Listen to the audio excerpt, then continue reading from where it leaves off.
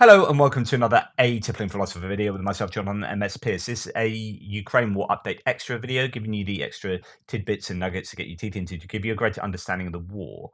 Where should we start today? Well, this is the idea that China is considering sending Russia artillery shells, according to US officials.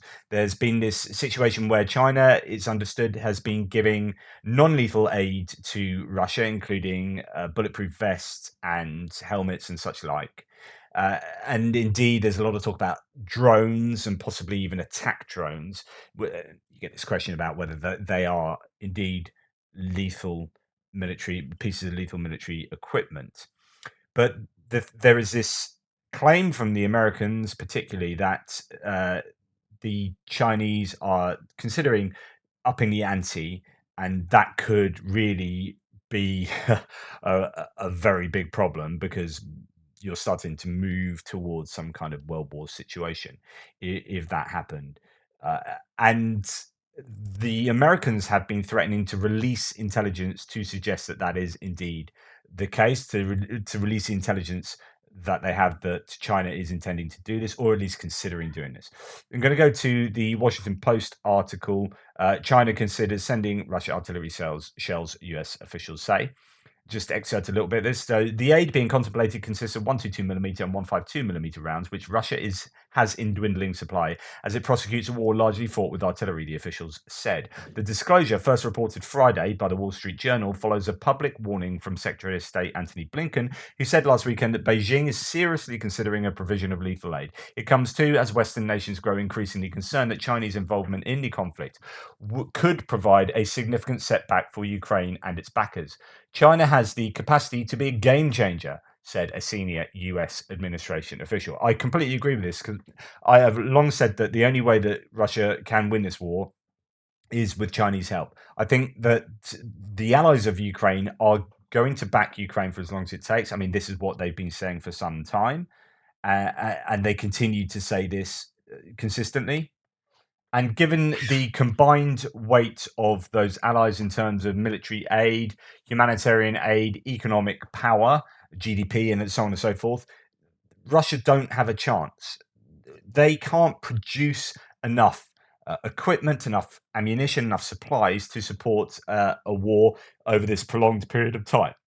The only way the game can be changed is if somebody else steps in and helps Russia in the same way that people are helping Ukraine. So that can only really be China, realistically. So if China were to step in and give aid to Russia, then Ukraine is in trouble. It is interesting though, because I was speaking to someone in the Navy today, the British Navy, just having a chat to him on the side of my son's football match, and he was saying that the Chinese that he's been out in Asia on a vessel, going around lots of different countries and talking to different nations. Who some of these nations are using Chinese vessels, and they're saying, "Look, we've got these 50-year-old vessels of our own that that we got." Ex-Royal Navy vessels from 50 years ago. When the Royal Navy finishes with their vessels, they then sell them off often to other nations. And we got this 5-year-old Chinese vessel, but that's already failing. It's already like going wrong, falling to bits type thing. And they said that actually the build quality of these things isn't very good. So I thought that was quite an interesting anecdote in terms of uh, what China will be seeking to do in placing themselves in the arms market, arms export industry.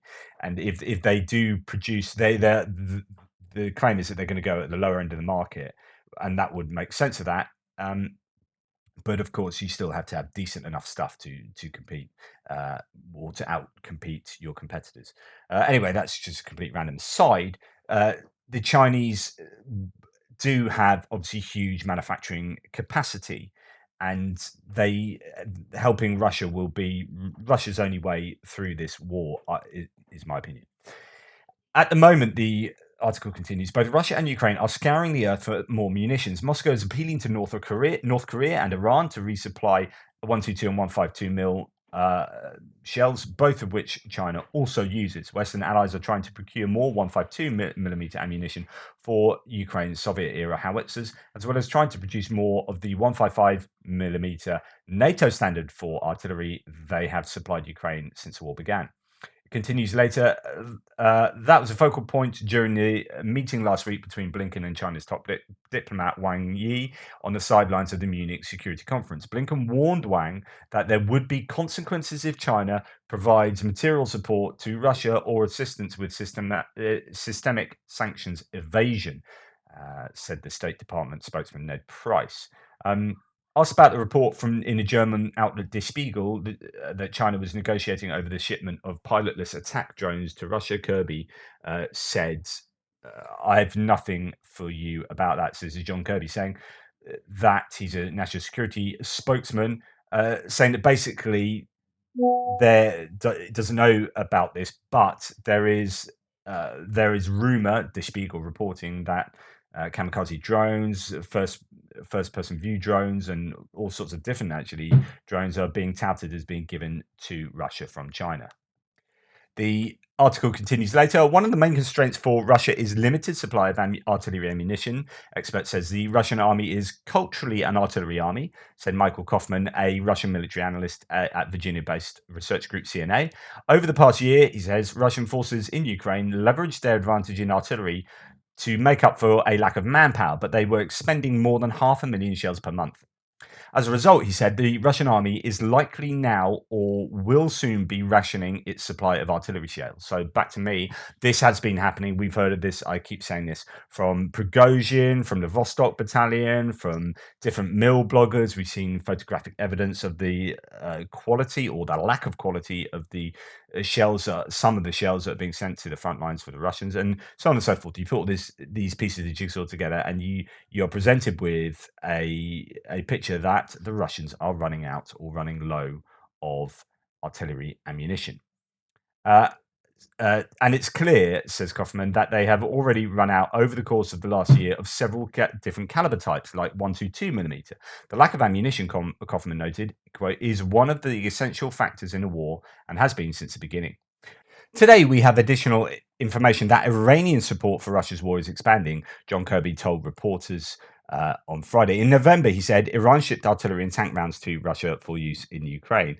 I wonder if this is referring to the 20,000 rounds that were shipped for test rounds to Russia, and the idea that actually, although Iran is helping Russia here, 20,000 rounds is a drop in the ocean, really, compared to what they need. 20,000 rounds is what they're spending at least on a daily basis on the front lines, possibly up to 60,000 rounds a day. In return, he said, Russia has been offering, quote, unprecedented defense cooperation, including on missiles, electronics, and air defense. We believe that Russia might provide Iran with fighter jets. Iran, he said, is seeking billions of dollars worth of military equipment from Russia, including purchase of attack helicopters and radars. Of course, Russia are going to need to sell as much equipment as they can possibly manage over the next few years after this war. The problem is they can't fulfill export requirements for things like helicopters, tanks, whatever, because they need all that stuff themselves. You would imagine, and their export industry, arms export industry, is going to be severely hit from being the second biggest arms exporter in the world. There's going to be there are so many countries looking on thinking, well, that's a bit rubbish. You've even got people like, I think, India starting to get cold feet with regard to ordering Russian equipment, and that is going to hurt them economically, the Russians economically, as much as anything else is hurting them as well at the moment. So this is an interesting scenario. It's super, super important. If China get involved, or at least if they increase their involvement to the provision of lethal weaponry, you've got serious problems. And then there will be the decision that the rest of the world has, or at least the EU and allies of Ukraine, the US, will have to make with regard to, well, do we sanction China? And then, of course, that will hurt China big time. It'll hurt everyone. But China will know this, and that they are going to be, I would imagine, pushing the envelope as far as they can. And then as soon as everyone gets onto them for lethal aid provision, they will probably step back and say, no, it's just not worth our while. Because, as I've said many times, I think if Russia loses a war, China gains. China will go and step into Russia, help them get back on their feet by dipping into all their natural resources and maybe saying, oh, some of these eastern provinces, well, maybe we could help you run them type thing. So I think China kind of gains either way, but they'll be trying to help as much as they can to appease Putin. But I don't think they necessarily want. I don't think there's any ideology involved in this. So I don't think they want to help Russia because Russia are a former communist state. I don't think that plays a part. There's just going to be cost benefit analyses going on, and I think China will help where if they see it's a benefit to them, and as soon as it's not a benefit to them, they won't help. This is a Russian soldier who's been sent to denazify Ukraine. Says he was unaware of this tattoo on his back, which is a massive Nazi symbol. Oh yeah, of course you're unaware of that. And here's the proof that he is a Russian soldier, who he is, and yeah, gives that um,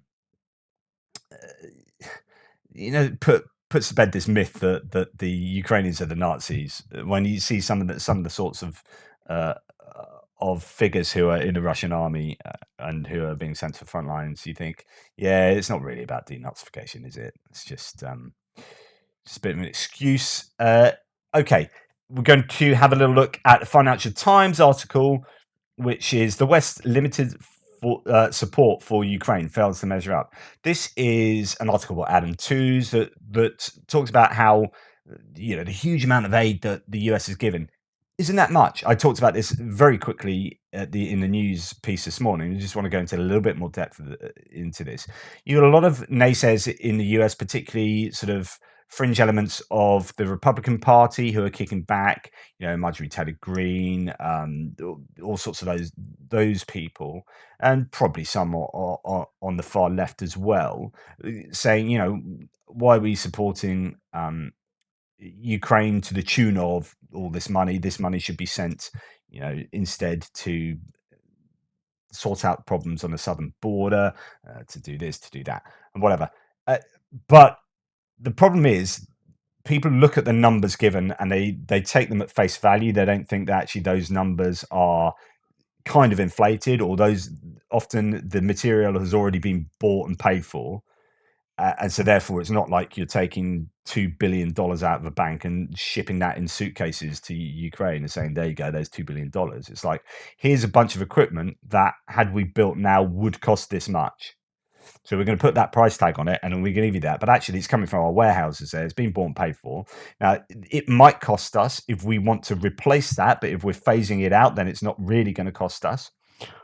And even if we are going to replace it, we're going to replace it by using newly built manufactured equipment from our own manufacturers, indigenous corporations. So that will then stimulate the economy, and then we'll get tax revenue from that, and so on and so forth. And so also, when there are loads of other potential benefits that can come from this as well.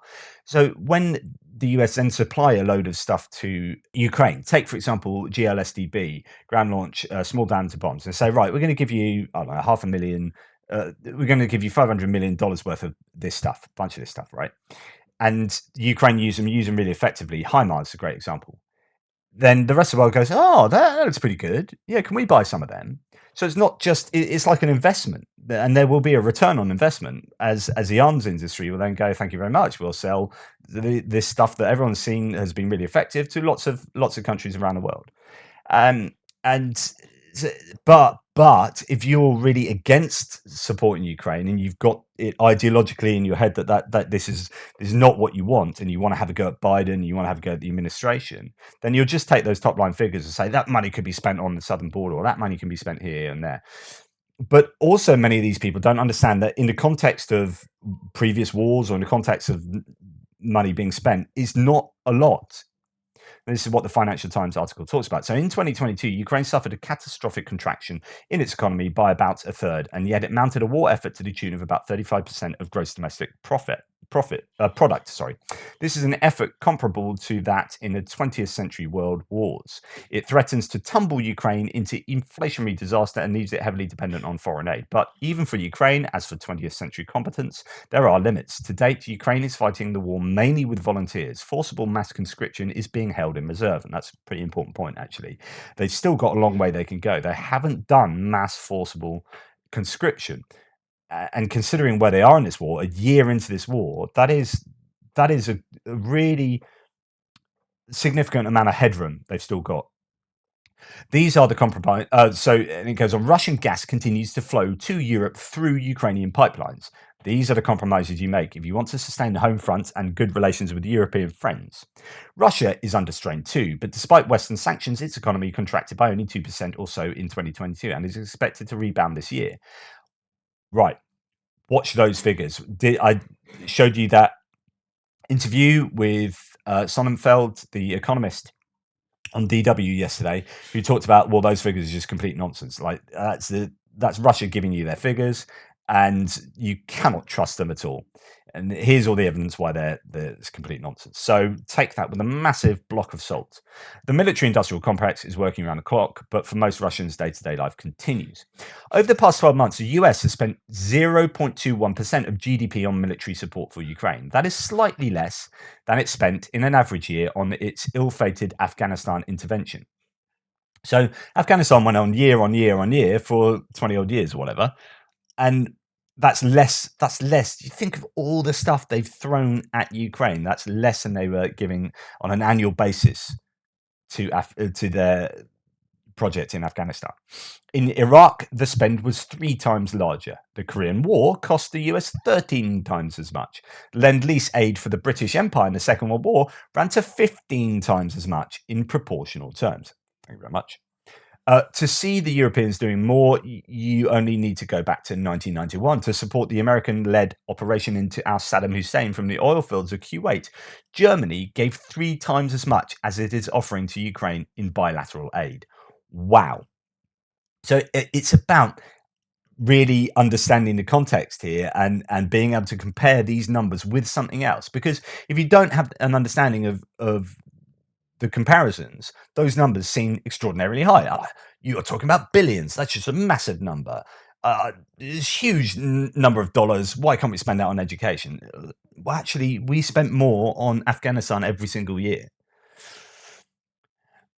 Is the gap between, so the article goes on a little bit later to say, is the gap between the West's rhetoric and delivery on Ukraine not all too familiar? Respectable governments around the world espouse high-minded goals on global COVID-19 vaccination, sustainable development, and Ukraine's sovereignty, but they balk at supplying the means, even if it involves tiny fractions of GDP and potentially huge rates of return. And that's the thing, like the rate of return on that investment is huge. Like if you don't do that as well, the opportunity cost of not doing that is huge. Like this is really, a lot of people have said that actually the money being spent in Ukraine is a real bargain considering what's on the line here.